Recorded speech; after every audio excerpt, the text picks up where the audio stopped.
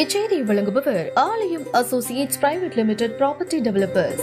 ஆலயம் associates private limited, number 52, third floor, 3B, Ram Darbar, sterling road, Nungambakkam, Chennai 6,34,000.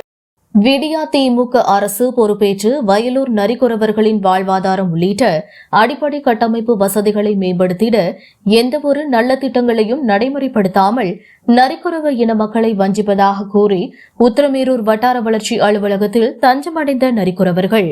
Kanchipuram மாவட்டம் உத்திரமேரூர் சட்டமன்ற தொகுதி காரணி ஊராட்சிக்கு உட்பட்ட வயலூர் கிராமத்தில் வசித்து வரும் நரிக்குறவர்களுக்கு அடிப்படை உரிமைகள் மறுக்கப்படுவதாக கூறி வட்டார வளர்ச்சி அலுவலகத்தை முற்றுகையிட்டு ஊரக வளர்ச்சித்துறை அலுவலர்களிடம் கடும் வாக்குவாதத்தில் ஈடுபட்ட நரிக்குறவர்களால் சிறிது நேரம் பரபரப்பு நிலவியது.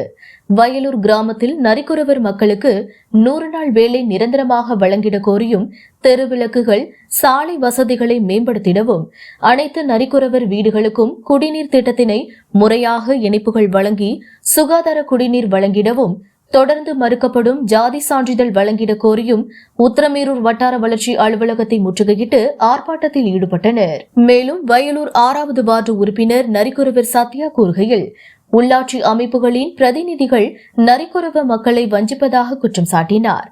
எந்த பிரச்சினைக்கும் மனுக்கள் மூலம் புகார் அளித்தால் உரிய விசாரணையோ அல்லது நடவடிக்கையோ எடுப்பதில்லை எனவும், திங்கள்தோறும் மாவட்ட கலெக்டர் தலைமையிலான குறைதீர் கூட்டத்தில் புகார் அளித்தால் அதற்கும் தீர்வு காணவில்லை என வேதனை தெரிவிக்கின்றனர்.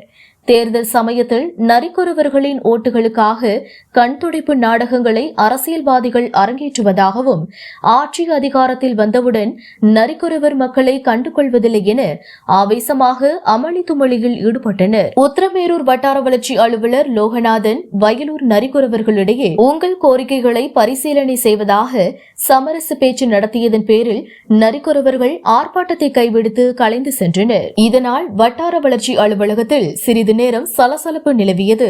உத்திரமேரூரிலிருந்து ரிப்போர்ட்டர் ஸ்ரீனி.